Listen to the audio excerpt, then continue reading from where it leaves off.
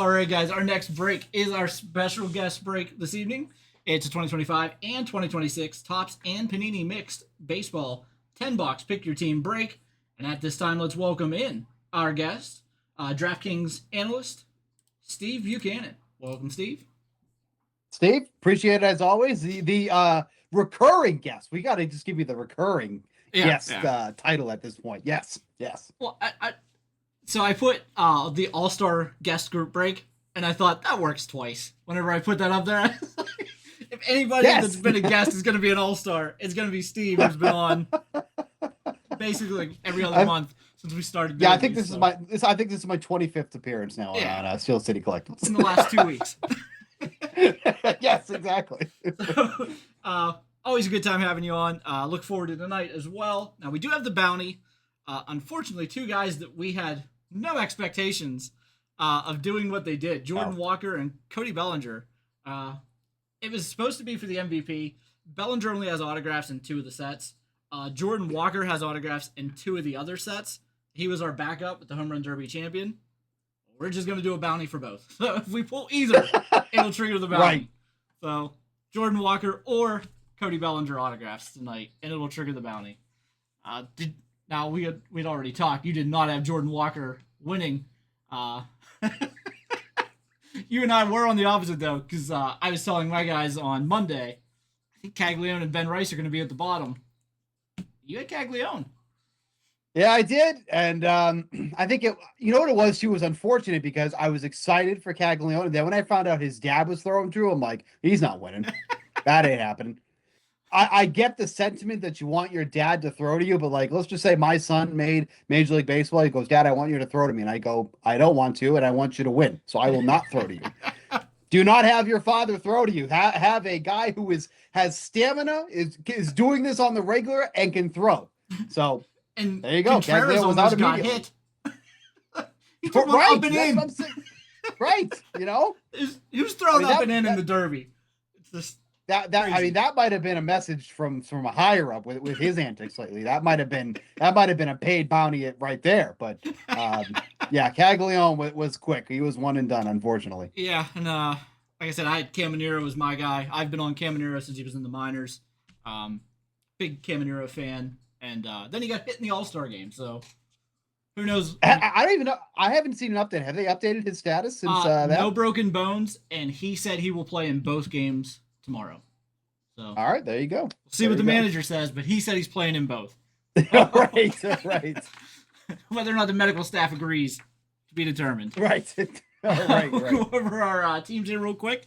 We've got Paul with the Diamondbacks, Tim the A's, Justin the Braves, Paul with the Baltimore Orioles and Boston Red Sox, Sean with the Cubs, Sukun with the White Sox, Josh with the Reds, Ed with the Guardians, Joshua with the Rockies, Ken with the Tigers, Matthew P. the Astros, Tammy the Royals, Paul with the Angels, Travis the Dodgers, Joshua with the Marlins, Tyler the Brewers, Paul the Twins and Mets, Dave P. with the Yankees, Robert with the Phillies, Chris with the Pirates, Kevin with the Padres, Jamie the Giants, Sung Ying with the Mariners, Robert the Cardinals, Joshua with the Rays, Tammy the Rangers, Sung Ying with the Blue Jays, and Paul with the Nationals.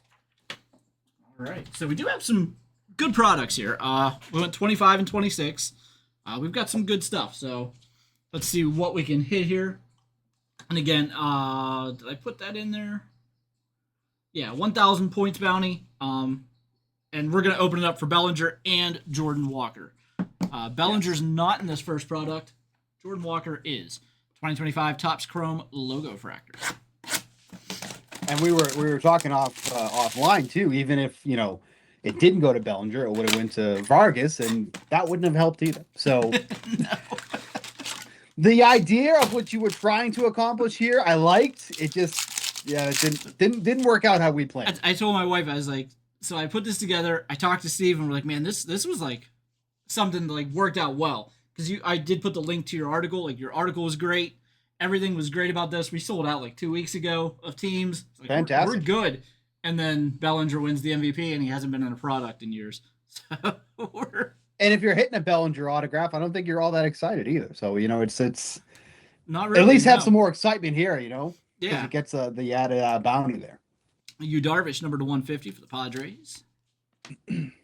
It is amazing that we're on what's today, July 16th, and we're still getting some 2025 products trickling out into the Yeah, into the shops. like I got it during the COVID year, but like you can't Yep. in 2026 say, well, COVID. Well, that was 6 years No. ago. Like we need to be No. on top of things now.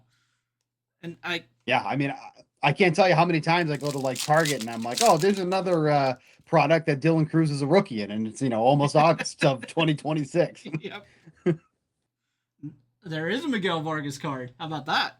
There you go. If only he won. But yeah, so we do have a second half. There's a Dylan Cruz rookie. We do have a pretty exciting second half, I think, coming up. Now, your Red Sox Yep. have been making a run here. Do you think that's going to hold out? Do you think they're going to trade at the deadline? I would love for them to sell off everything. I don't care what they just did before the deadline. It's a lost cause. All these teams go on runs at some point, and this is just unfortunately the run that they're on. Now everyone's like, "Ooh, it's right by the deadline. What should they do? Maybe they should buy." And it's like, look, here's the only thing that's going in their favor, though, is that the American League overall is pretty bad overall. Like the American League is not strong. So like from a wild card perspective, like they are kind of in the mix, but like when you go down the line, so many teams are under 500, like more than half of the AL Central, almost the entire AL West, except for the Rangers, who are in first place. Three teams in the American League East, who we thought maybe there would be three or four teams, three teams that would come out of that for the playoffs. So there is a possibility that they can kind of sneak in there, but the pitching is great, the offense is not. So that's kind of where I'm at. Like if you look at that Red Sox lineup when they play tomorrow, you're going to be like, what the hell is this? Like this is one of the premier ball clubs in Major League Baseball. It's crazy, but I mean that just happens sometimes, right? Like the injuries and whatnot just happen, and that's where they're at. But they have so many assets that they could sell off and get a pretty penny for, like Sonny Gray, Aroldis Chapman, like prime people that these teams will be looking for. But they're probably going to buy, and then they'll be like, whoops, we probably shouldn't have bought, actually. Should have sold. We got an X Factor here, Nick Kurtz. Again, he had that long run this year with the on base streak. It was kind of crazy. Yep. You see Nick Kurtz and you see him from last year and you think all this power, and then this year he was still in bases. He was on base all the time. Just kind of crazy there from Nick Kurtz. But the A's and the Pirates have something in common, and that they're two of the bottom three teams in bullpens in baseball. Hopefully the Pirates, because I don't know if you remember, but I told you the Pirates were going to win the division because I thought everybody would go down. Everybody did, except the Brewers, who apparently just win regardless of who's in their lineup. It's insane. They're kind of like, they remind me of how the Astros were for so many years. It was like it didn't matter who was on that team or what they had in their bullpen or in the rotation. They just won all the time. And I think that's finally caught up to the Astros. But now the Brewers seem to have that now too. I'll tell you, the Cardinals are still kind of sort of hanging around. I honestly tab them as probably. I thought they were going to be the worst team in the entire league, like not even just like the National League, like the entire league. And they have surprised and surpassed anything that anyone. It's a nice auto. Anything that you would have imagined for them. So that's kind of surprising. But the Central is a lot more competitive than I ever would have expected, but that's good because we're not going to get baseball next year. So enjoy it while you can. Christian Campbell debut rookie here out of 150. We did hit a couple of their Red Sox. First, Cedon Rafaela, numbered to 125 with the auto. And then Richard Fitz, orange refractor rookie, 24 of 25. So nice refractor rookie there. I don't know where he ended up. He got traded. I forget who he got traded to, but he is no longer in Boston. Yeah, I couldn't for the life of me tell you where it was, but I did see that. Yeah. Now, we had talked a couple weeks ago whenever Robert Hassel got DFA'd by the Nationals. Pirates traded for him today. So he is now a Pittsburgh Pirate. Amazing move. Amazing move. And I said it when he got DFA'd, like I was shocked. I'm like, this is a top 10, first round pick, giving up on him so early. It's crazy. And now you're going to get him for next to nothing. And what do you have to lose, right? You have absolutely nothing to lose on taking him. They gave up on him way too early. just because you're a top prospect, it doesn't obviously mean you're going to pan out. Like, Yeah. that's not going to happen. But the pedigree is still there. The power is there. Like giving up on somebody with that much hype at 23 is crazy to me. And Especially because like he was just on like he didn't have a major league contract. It's not like you're paying him a lot. Like, so good on the Pirates for making that move. That's every team should have been on him and putting a claim on him. absolutely. And he's the kind of guy that you would expect the Nationals to want. A young team. Absolutely. A 23-year-old yes. was a top 100 prospect. And they Yes. gave up on him almost immediately. So we'll see what he can do That's in why Pittsburgh. The only thing that I thought of was like maybe there's just some off-field issues with him, or maybe there's just stuff that we don't know about. That's why he's getting released, because his numbers weren't good. Let's make that perfectly clear. But it's like, changing the swing, changing the your approach at the plate can change some of these guys. So maybe the new change of scenery here with Pittsburgh. I don't know if Pittsburgh is the right place to change yourself, but it's, like I said, every team that has some sort of want to win should have been putting in a claim for him. But good on the Pirates. Good move. Yeah, I mean, it's just nothing to lose. No, it's just it shocks me whenever teams give up along that like that. And the Nationals are a team who they are young. Like that's the perfect kind of player. Yep. I mean, the Nationals. I don't even know if they have anybody old enough to sell off at the deadline. But if they sell off, they're going to be looking for guys like him. So, CJ Abrams is a perfect candidate for them to sell off if they were going to do so. But they should not be selling. I'll tell you that much. They should not be selling. Like they are literally like one of the they're such a high scoring offense. They're one of like I want to say like 3 teams that have scored over 500 runs on the year. Like don't sell, right? Like you get some pitching in there, and all of a sudden the Nationals are like a legit threat. So they should not be selling. But if they were going to sell off somebody, Abrams is probably fits that mold.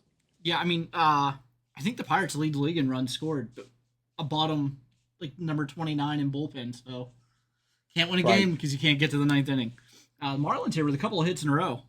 Their first round pick last year, Ieva Arquette with a yearbook signature, and then from inception, Liam Hicks, who's having an amazing year, rookie auto out of 299. Everybody thought I always forget the other catcher's name in Miami. They were both rookies last year. Everybody thought he was going to be, something special, and he struggled this year. Hicks is not. And Ramirez is that who Augustin it is? Ramirez, yes. Yeah. They sent him down, and Hicks has just been amazing. Yep. Here we have a Connor Hicks Griffin is a very strong lefty hitter too, as well. Going against left-handed pitching, he's very strong against lefties. Yeah, he's been great, and they can play him at catcher or first base, so that allowed them to call up their other catcher prospect, Joe Mack. So Marlins are another team who the young team is starting to arrive. And I mean, Marlins, White Sox were tied in first place with the Guardians, 2 teams I did not expect to be at the top of the division. Like, I know that the World Cup has dominated the headlines, but like, this is such a great MLB season right now. Like, I know like probably networks aren't crazy about this stuff, but the White Sox being up at the top is awesome. Tampa being at the top of the division is awesome. Like the Braves are, holy crap. Did I whiff on the Braves? These guys are going to miss the playoffs. I made that bet that they were going to miss the playoffs. They are like a shoo-in for the playoffs at this point. But to me, they were the same team that we saw last year. The pitching is worse off because like Strider is either hurt or when he's on the mound, he doesn't pitch well. The offense was basically the same and they struggled to score runs, but it's clicking for them now and it's working for them. So it's they've been a very strong team and they've been one of the better teams in the National League overall. Yeah. But boy, did I whiff on them. That was a miscalculation on my spot, and I will happily take the L on that one though. But seriously, this is such a great season. Just in April, they had like a 12-game lead in the East because the Mets were so bad. It's like they pretty much set it up in the first month that they were going to win the division. I mean, it's not very often that you have to make the playoffs future and you're in April and you're like, whoops, oh boy. I think I messed this one up. I think this is going to be an L. We still got 6 months left. First round pick of the Rangers autograph, 37/49. nice hit there as well. Yeah, it's been a crazy baseball season, and the Yankees, have left the door open for everybody in the American League. Yep. With Judge out. They're just they're not the same teams. Oh, one guy changes that whole team. Yep. Cole has been very inconsistent, I think is the best way to put it. Does not look, I mean, he's getting older and whatnot, but does not look like the dominant ace that you want out there in a game one. That's for sure. Yeah. And that's going to be a worry for them. Yeah, I mean, Schlittler is pitching amazing, so I'm sure he'll he'll be there game one if they go. But man, that's saying something. Whenever Garrett Cole's back and you're paying him all that money, and you're like, yeah, we don't even know if we're going to use him. Yep. I mean, quite frankly, if everybody's healthy and you're in a 3-game series, I'm going Schlittler, Fried if he ends up being healthy, and then Cole. Cole's my number 3. Yeah. I mean, it's kind of crazy. And then the Tigers now, I mean, they stormed back, but the Skubal thing, they may still trade Skubal. Maybe they won't. Nobody knows what they're doing there. I don't think they know what they're doing there. But if Skubal winds up somewhere and, you give, I mean, I know a lot of the talk is the Dodgers. If you put Yamamoto and Skubal in the 1-2, I mean, that's it. They're saying Blake Snell is going to be back for the playoffs. There's just nobody can compete with that. Like, that's the unfortunate thing for the Tigers, and what's going to make it difficult, is nobody is really out of a wild card spot yet.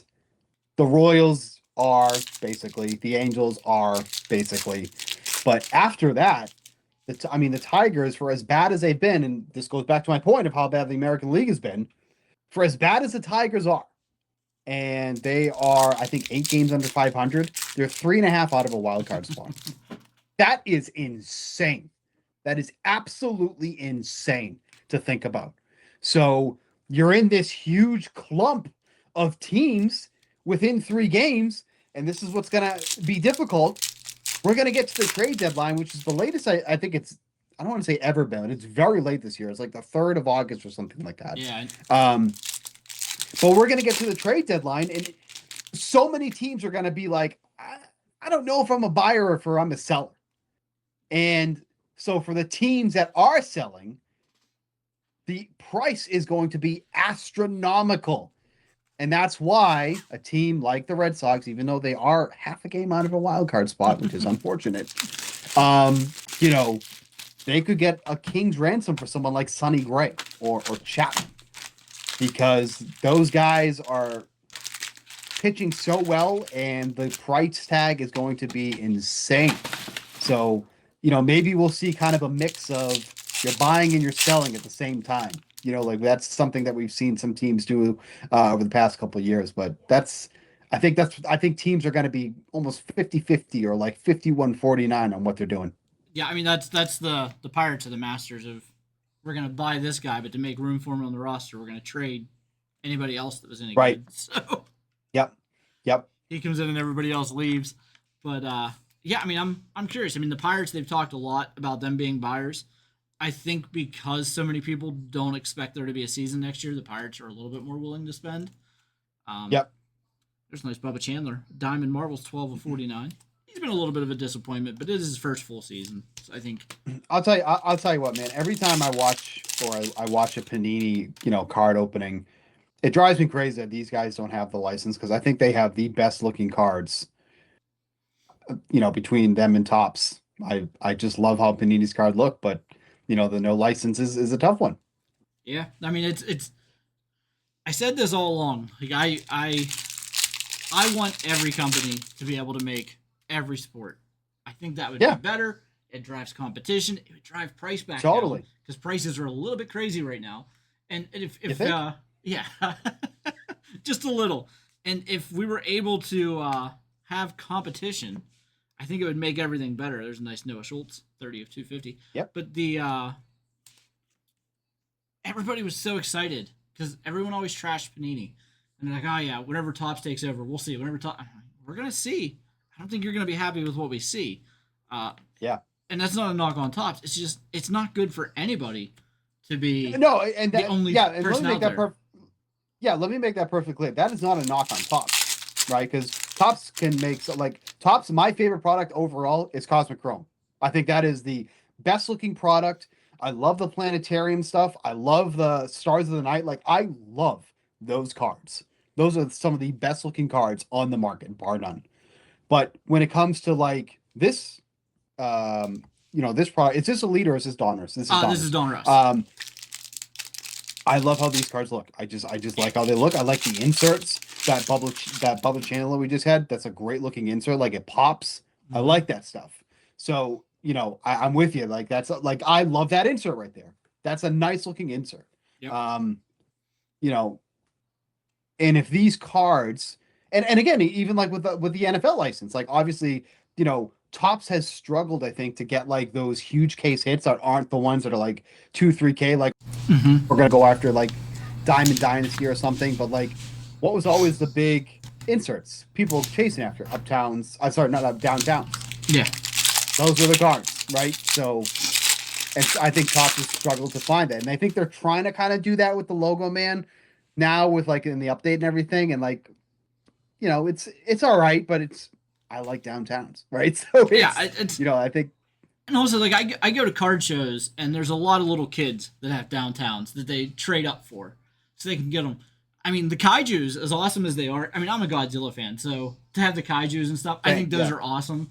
The Leviathans that they have now, I can't forget which product the Leviathans are in, but those are awesome. The big beast behind the players, those are all awesome.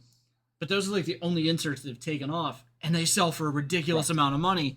And I mean, if you're chasing hits, one, they're very hard to pull because they're not a case hit like a Downtown or a Kaboom was. Right. They're one in every 4 or 5 cases. So, and the boxes are a lot more expensive. It's really hard to pull them. Whenever you do pull them, they sell really well, but it's also eliminated a lot of people from that chase. Whereas Donruss, I mean, it's more expensive now than what it used to be. But, these boxes, back whenever Panini had the license, used to be or not the license, but whenever they had all the other licenses, the Donruss boxes were the cheapest ones out there pretty much. And, you could still pull downtowns. They're not like the Optic downtowns, but there were still nice cards and inserts. Yeah. And like with the Series 2, we could see a hometown advantage there. And I like those cards. They're great. But the collectors out there are not paying for them. They don't feel the same. No, they're not paying for those what they do for the downtowns. Yep. And I remember the first home field advantage I ever pulled. It was a Tatis one, not a rookie, but it was a Tatis one, and I got it out of a blaster. And I was like, "Oh man. Oh, what do you got?" We got a Cruz Schoolcraft with his own portrait of Jet Schoolcraft and then signed. He's a prospect for the Padres.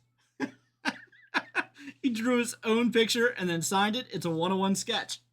Cruz Schoolcraft. I actually like that too, having the players draw their own image. And I'm not a good artist either, so that kind of checks out.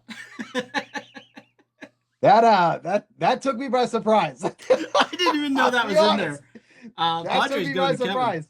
That's a really nice card. So that's a Padres one. That's yep. That's he was first or second round pick last year, I think, for them. So he's up there in terms of their prospects. I need to know what these sketch cards go for now. Yeah, I know. And who all has them? Like, I'm very curious to see that on the checklist. Who all has them? I normally would not pull my phone out while I'm doing a stream, but I have to see what some of these sketch cards I've gone for. This is Donruss still? Okay. Yeah. Is it 2025 or 26? Okay. Oh man, this one and Elite have been really hard to keep in stock. Like they really fly, yeah. And I think it's because everyone wants the sketch cards. Well, and I think it's because they have guys like Connor Griffin and all those guys before Topps had them too. So that helps. All right, so it's very it's very all over the place. I think it kind of depends on the player. Yep.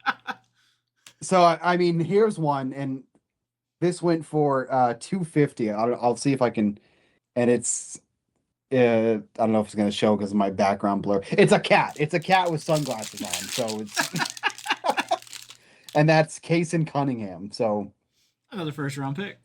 okay. So there you have it. But then there's some of them that because it was an Eli White one that went for almost 500. So all right. Yeah, Interesting. Interesting. absolutely. These card companies are keeping us on our toes. But that's another thing. Like, we were just talking about how Panini has such nice inserts. That's another one that they did where the players sketch and then sign it. You know that, Yep. and no license or not, they're selling for $250. Right. Right. It's And working. that is and that probably more than covers the box, right? So what's the hobby box for this go? Is it like 250? I think it's something like 250. Yeah. Yeah. That was the other thing too. These are always so affordable. Like Yeah. very affordable. Very affordable. Especially compared to everything else out there right now. And that's really nice too. Yeah. That clear rated prospect of Jamie Arnold, number 11 Yep. pick last year. This is a really nice card. Got Cal Ripken Jr. here, number to 250 for Baltimore.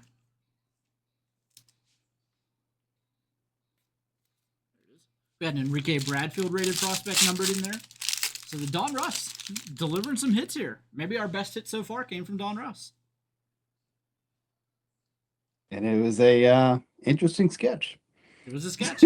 Seth Hernandez is in Don Russ. We have a rated prospect optic card there.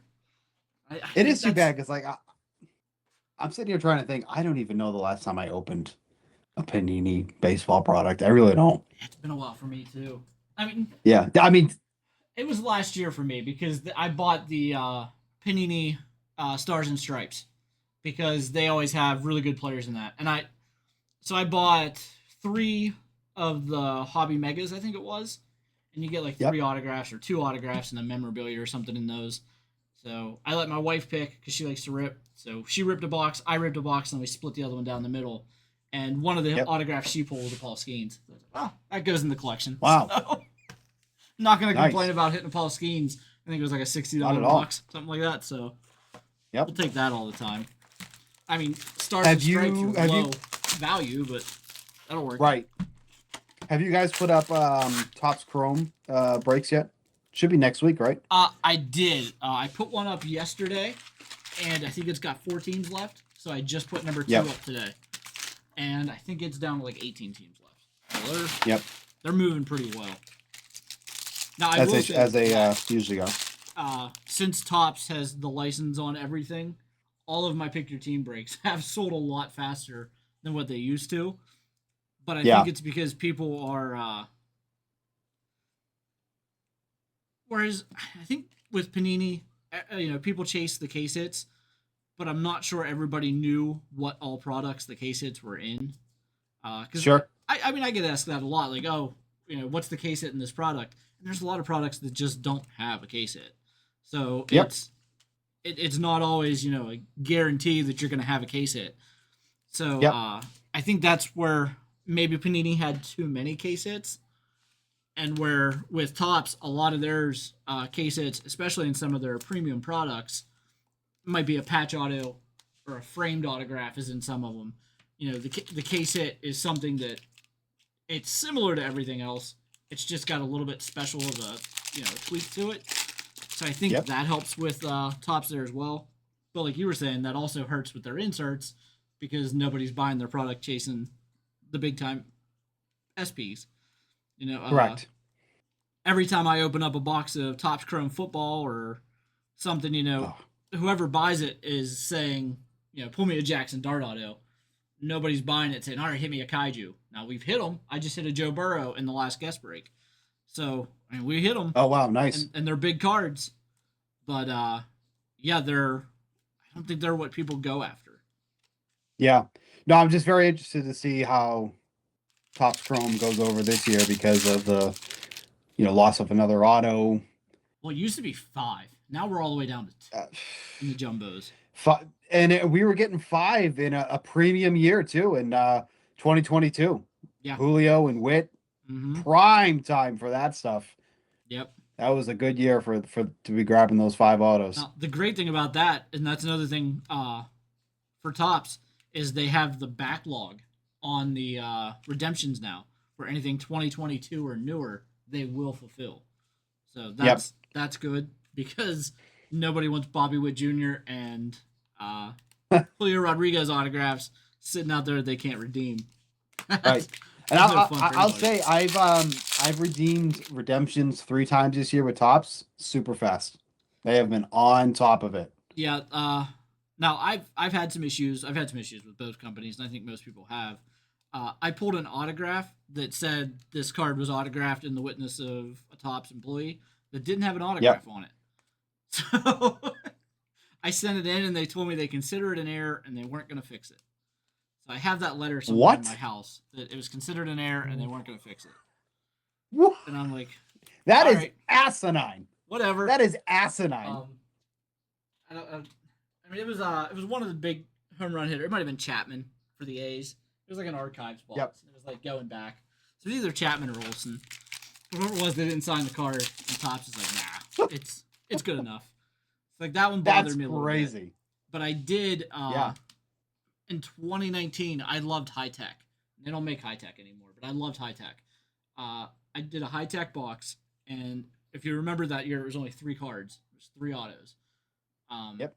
My first auto, I can't remember who it was. I was actually gonna say it was some bum, but I think it might have actually been Alejandro Kirk. He just wasn't big at the time. And then the second one was a Nolan Ryan out of 10, and the third one was a Tatis Redemption auto. So it was a rookie auto. Wow. I put in the redemption that Friday night, and the following Tuesday I had it in the mail. So Damn. Whenever Topps has filled redemptions for me, they've been really, really fast. Yeah.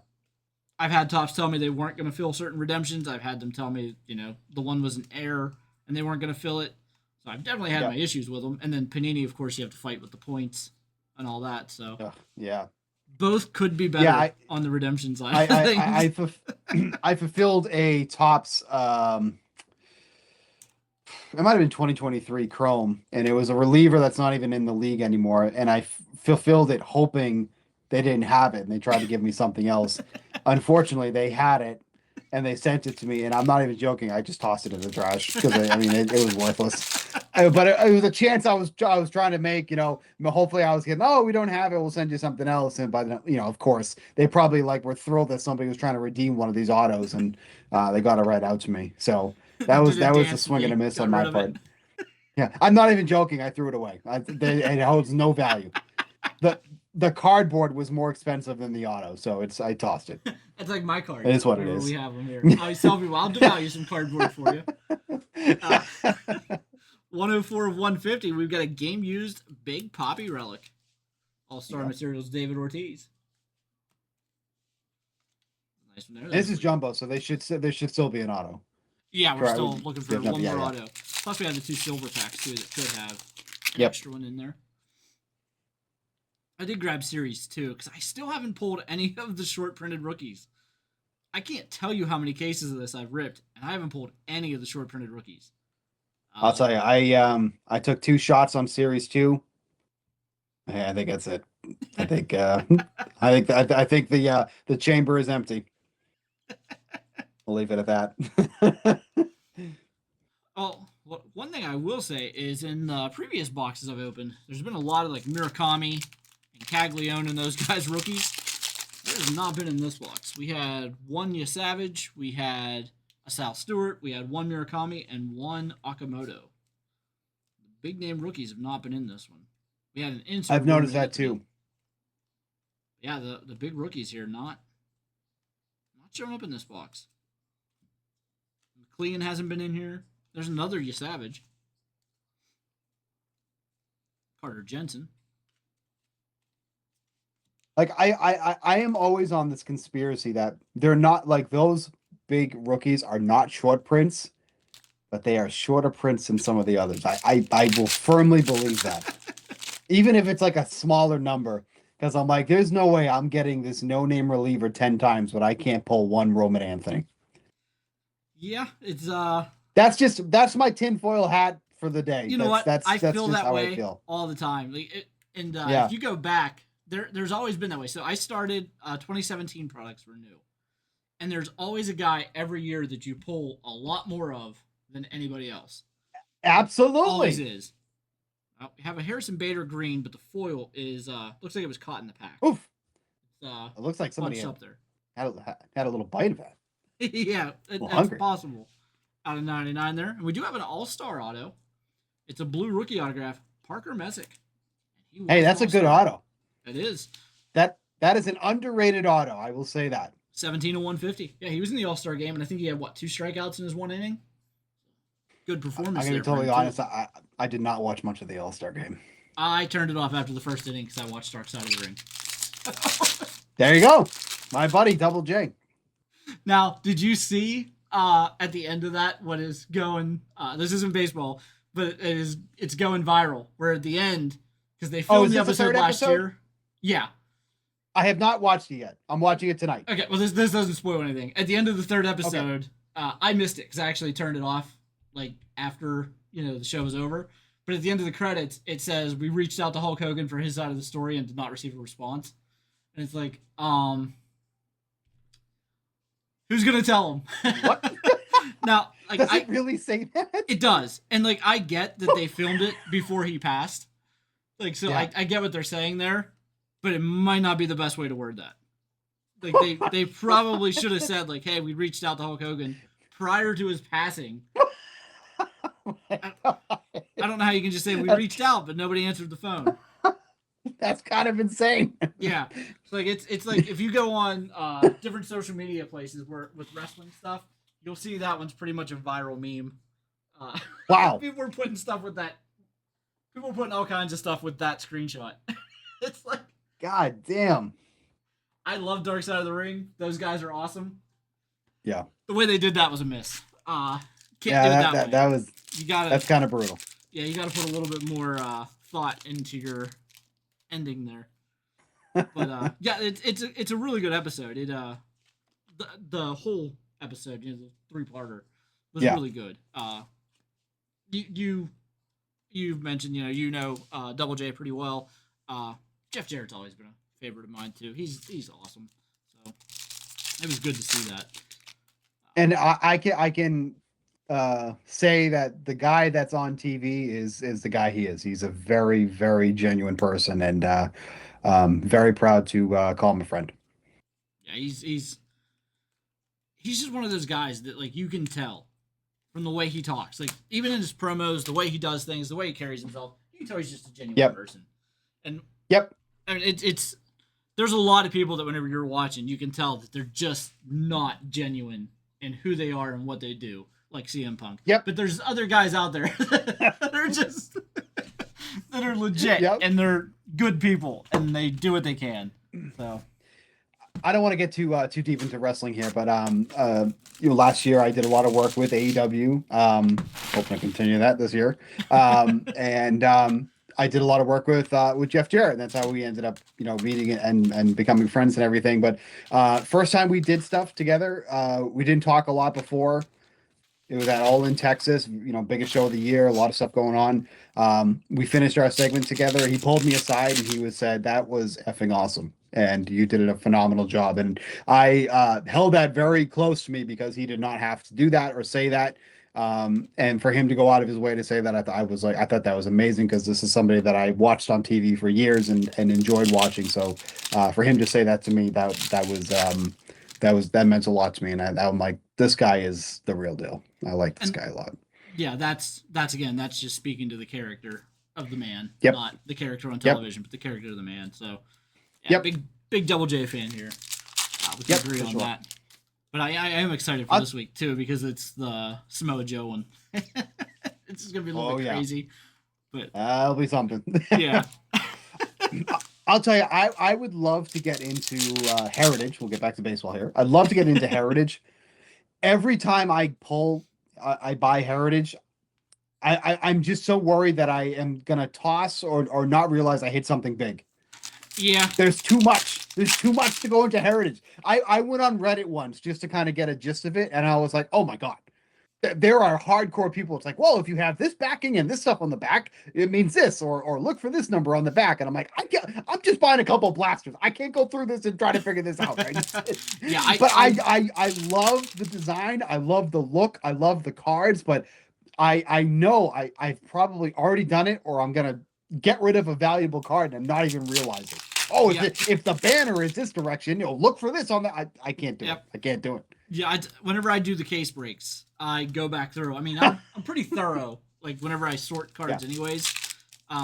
So how I sort them, like for these big case breaks, I'll sort them out by division. Like whenever I have a lot of cards, and then I go back through and sort each division out by team. So if 2 cards stuck together, I'm gonna find it whenever I do the the second sort of that break or whatnot. So like I find them that way.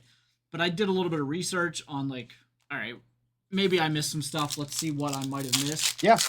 I'll tell you, the one I missed in every case that I did had a Ryan O'Hearn All-Star parallel, and I missed it every single time on Ryan O'Hearn. Never caught his All-Star parallel. Not once. Was it not obvious, or what was it? They are. I think it's like the flag is the All-Star. See, that's what I mean. So like, I can't deal with it. I can't do it. No, I can't remember. And I even found I had a I don't think it was you that was on with me for Heritage before. Whenever I ran the full Heritage case or the half case, whatever it was, I had a list because I saw somebody did the research and put it together of like, well, you get a blue in every 3 packs, so that means there's this many of them according to the print run, and like they had it down to where like the blues there's like 477 of them, even though they're not numbered. How many's made, and they had it all the way down. And some of the ones that I was like, well, here's just regular parallel, were actually like unserial numbered but super short printed down to like 38, and it's like, why would you not number that? Right, that's what I'm saying. Like I can't. I probably tossed such a valuable card because I'm like, oh, this looks like nothing, but it was like, oh, you just got rid of a 1 of 1, and that was just my luck. Yeah, I mean, I totally get it. I wish, and I mean, with the golden mirror image variations, they made that better in the Topps flagship. I just wish they would do that in Heritage as well, where they would just make it a little bit more obvious. Are they flipped in flagship? Yeah, they are. And as you go through, you'll just see like a gold back, and then yeah. Image.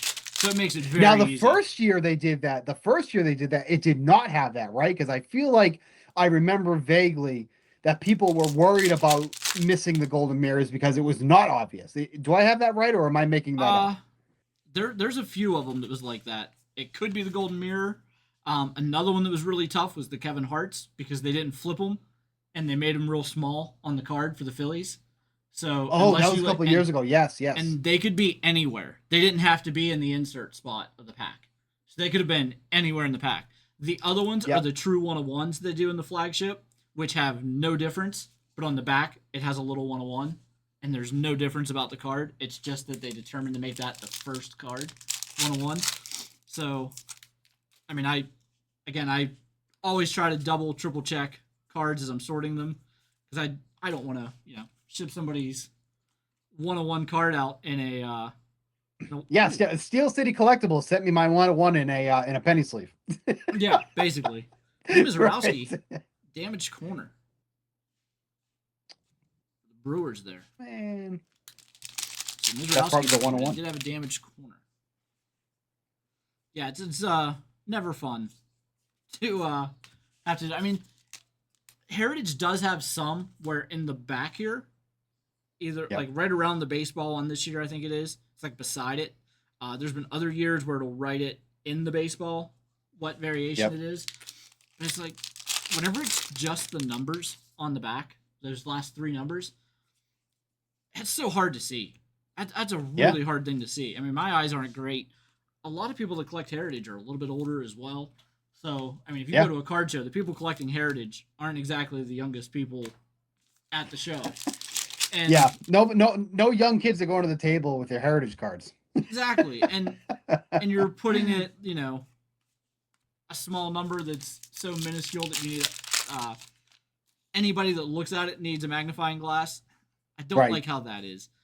But I'm a fan of Heritage. I just wish, like you said, it was a little bit more obvious to find the parallels there. Correct. They could definitely do a little bit better in that aspect of it. Absolutely. Do you have a Topps Chrome Black here from 26? I think I said this with you last time I was on, but I love the change they made for this. Yes. Yeah. Love it. they went from the 3 cards and 1 auto to 2 packs of 6, and then the auto, Yep. which is a great change. Definitely needed it too, especially with the prices jumping. Yes. Nobody wants to pay, I can't even remember how much. These are like $500, $400, something like that. Nobody wants to pay that for 3 base cards and an auto. So getting there's there's another box there's another box on your desk over there that I could say the same about.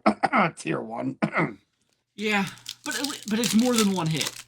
You know what I mean? Like it's every card is a hit. Whereas the 3 base cards and 1 hit that's a tough one. That's a tough one. Yep. Nice McAble here, 23 of 50 from Minnesota. And our autograph, Warming Bernabel, rookie auto for the Rockies. I think we always pulled some random Rocky rookie autograph every time you're on. Yeah, that sounds about right. Yeah, but it's never Ethan Holiday or anything like that. It's it's always some random Rocky or something. Player. Yep. I think it was. He's somebody that I actually just inadvertently started collecting because there are just some guys you just end up getting a ton of cards of, and he's one of them.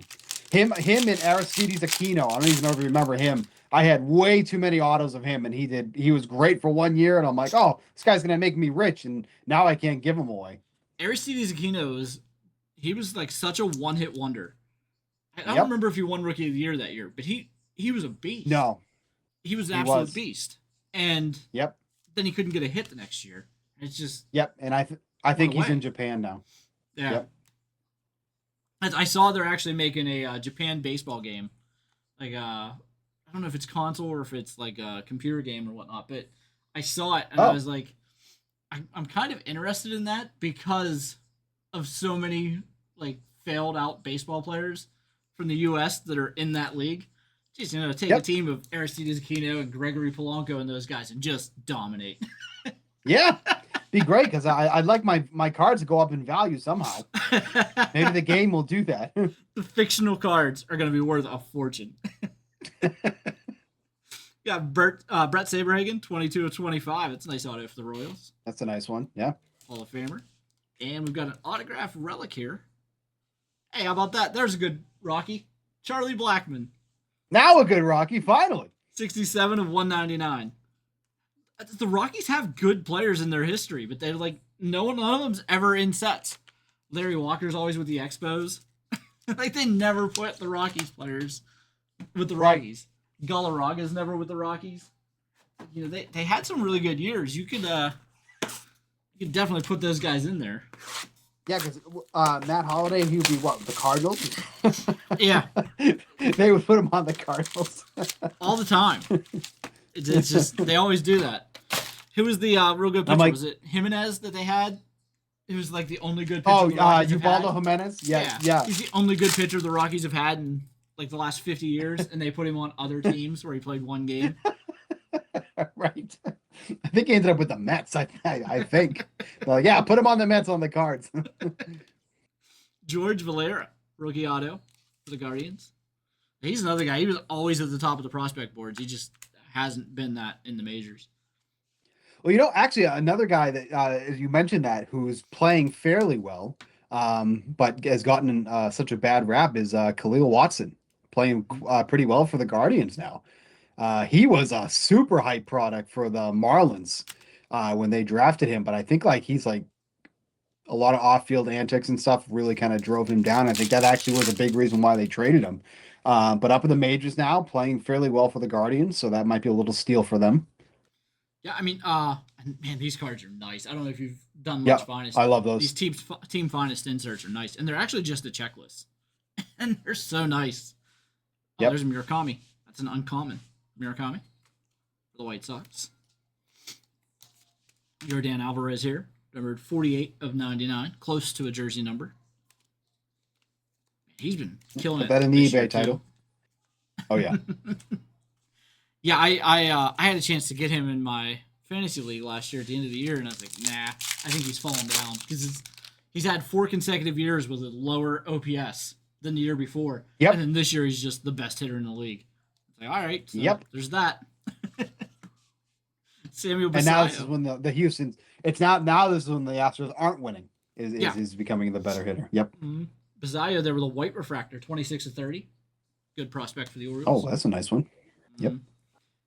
Bobby Witt, team finest. They just churn out catchers in Baltimore. It's crazy.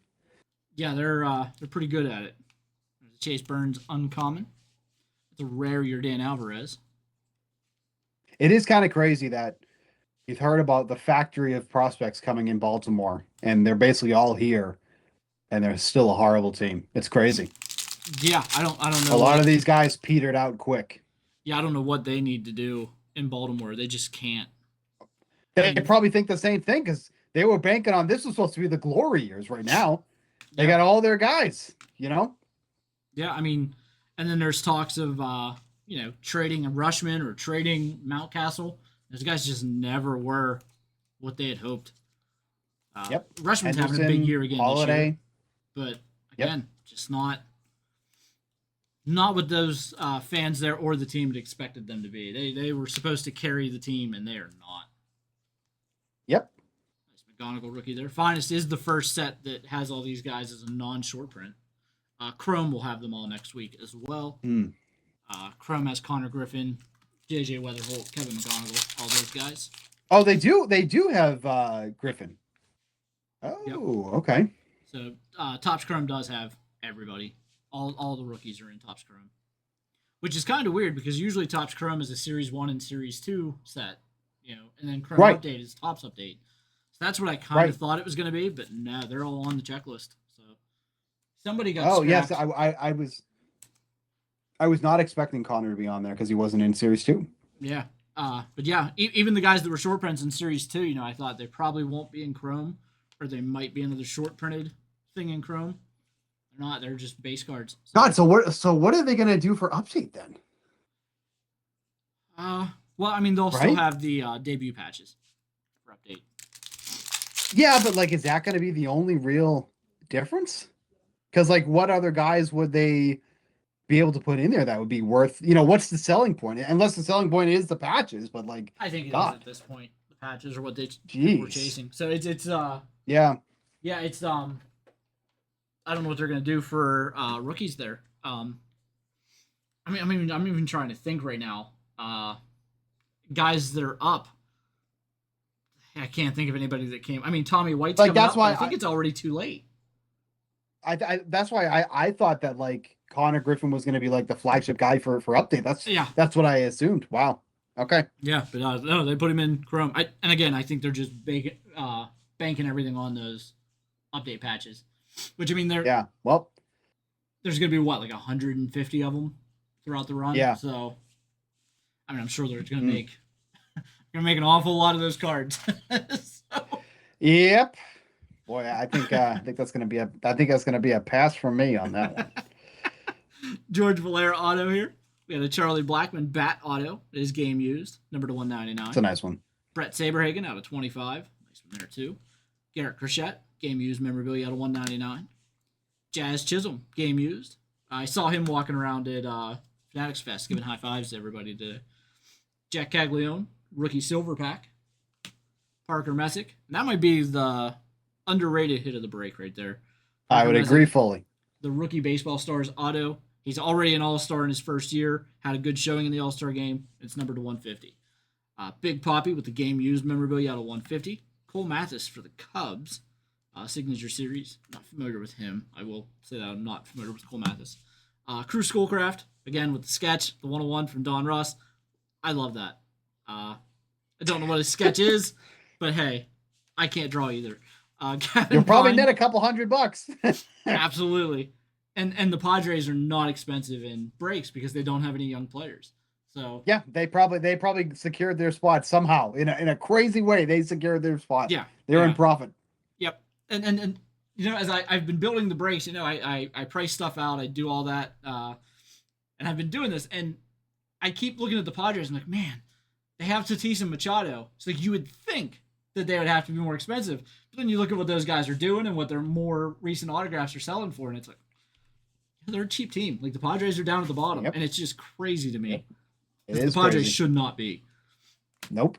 A couple of good hits there for the Marlins, too. Liam Hicks out of 299 and Aiva Arquette, young prospect there. Thomas Sagasi out of 299 for the Cardinals. Got a James Wood rookie from Finest, number to 125. Richard Fitz rookie, number to 25. Sedon Rafael auto out of 125. Jordan Westberg out of 125. And one of our random Rockies, Warming Bernabel. There's the end. Now, I know I've had you on for a little bit over here. Hey, Joe. So I guess looking forward to the second half of the year. As we'd already talked about, we had both missed on some futures bets already. Is there anything that you see, like a shift in odds? Anything going crazy? I mean, I'm sure the White Sox have had a crazy shift. They were expected to be the worst team ever. Yep.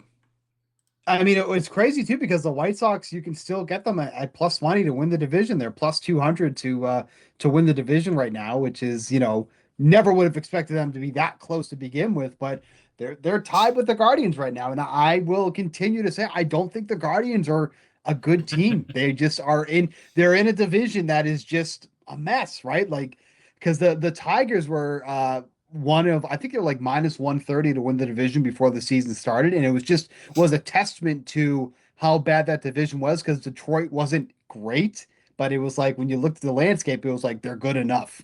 So White Sox at plus 2-1 is something to consider. And actually, I even think the Phillies at plus 130 to still win the division. Maybe this is me trying to recoup my losses off the Braves and miss the playoffs. But the Phillies are playing good ball, and I think they're going to be aggressive at the deadline. So if they get somebody else to go with Christopher Sanchez, because Nola's got to be out of that rotation sooner than later. It's getting a little crazy, but if they can replace Nola, or if they can get another middle of the lineup bat, I think they're pretty legit. So I think those are two things that you can consider before we get back to playing ball tomorrow. Even though there was one game today, but that don't count. It is the Phillies though, and everybody that's in tonight's break does get two entries in tonight's giveaway. We do a Thursday night giveaway every week, and you can see the things there behind me. It's Jonathan Papelbon, Christopher Sanchez, and then for the Mets, Buck Showalter jersey and a Bartolo Colon baseball. So somebody's gonna win one of those items tonight as well. So we did Bartolo Colon, a new DraftKings partner, by the way. Bartolo Colon. Oh, really? Yeah, yep, how could you not love Bartolo Colon? I mean, he's just he's amazing. He will be interesting to work with. I will say that. Yeah. I just watching him bat before they took the pitchers' bats away might have been like the most joy you could have in a baseball game. And he launched one time. Which was one of the most unlikeliest people to hit a home run because that man rounding the bases, he must have been so out of breath after that. That must have just taken him. I don't know how we continued that game. We'd have to go back and look. Maybe he didn't. Right. That is just got back in and was like, all right, warm somebody up. I'm done. Right, I'm done. That's it. Again, I'm not one of those guys that back in my day, but I am one of those guys. And to talk about him, I hated the DH coming to the National League. I wish they would do away with the DH altogether. I used to love watching Dontrell Willis hit, and the Braves always had pitchers that could hit. The Giants always had pitchers that could hit. I felt like the pitchers should have to play too. Yep, but there also was nothing more frustrating than when a pitcher was coming up in a pivotal spot, and you're like, "Oh, great, here comes, Tim Wakefield to come hit." I mean, good lord, you know what I mean? And then you'd get extra innings, and you'd have to pinch hit for a relief pitcher with another relief pitcher. Correct. So there are pros and cons. There are pros absolutely. And cons. The game's definitely more exciting, and anybody can. I mean, but then you look at some of those teams out there, and they don't have 9 hitters, anyways. So. It doesn't really make a difference. Absolutely not. Some of those guys can go ahead and DH their pitchers. They're not missing anything. Correct. Right. But thanks again, Steve, for joining us. I'm going to put the link to Steve's work in the details of the break. So you can click on that link, find all of Steve's fantasy advice, his new product breakdowns, and everything else they're doing over there at DraftKings Network. Whenever we first started doing this, I told Steve, the moment we emailed, I was literally just putting down one of your articles that just dropped. Like, it came on my phone that Steve Buchanan just posted this, and I'm like reading it, and then I got an email from you, and I remember the first thing I said was, I was going to ask you if you were that Steve Buchanan, and then I saw your email address.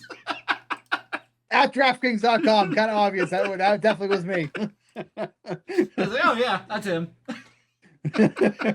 So yeah, it was great having you on again. Again, I'm always reading the. I read a lot of the stuff from DraftKings because I'm a terrible bettor and I try to get a little bit better each time. We try to make you a little less than terrible. We're not going to make you great, but we will make you a little less than terrible. Yes. Yeah, it's always good because like I always read the breakdowns and I do this for the NBA, MLB, NFL. Those are the two I bet on, and I do it all the time. I'll see like a list of like 5 players. Like these are our 5 suggestions. If I pick 4 of them, the one I don't is gonna hit like 6 home runs. But the 4 I picked are gonna combine over. So I'm just a terrible gambler. Sounds like you need to pick all 5 then. Yeah, cover all the bases. That's what it is. Yep. But it's like, I don't want to do that to you guys and make your articles bad. Believe me, we make them bad ourselves. We're just trying to not make them terrible. That's our motto. But yeah, I read them all the time. I appreciate you coming on. Thanks again. Of course. And I'm sure we'll have you back on here sometime soon because football is getting ready to start up, and you cover. That's right. So yeah, so start looking at the dates for August. I got to keep this up. So yeah, so probably have Steve back on, probably with about a month away. So we'll be doing some training camp stories, some position battles, future bets in the NFL. We'll cover a lot of that then, I'm sure. And yeah, we look forward to seeing you then. Thanks a lot, Steve. Appreciate it, man. All right, I'll talk to you later, man. Thank you. Later.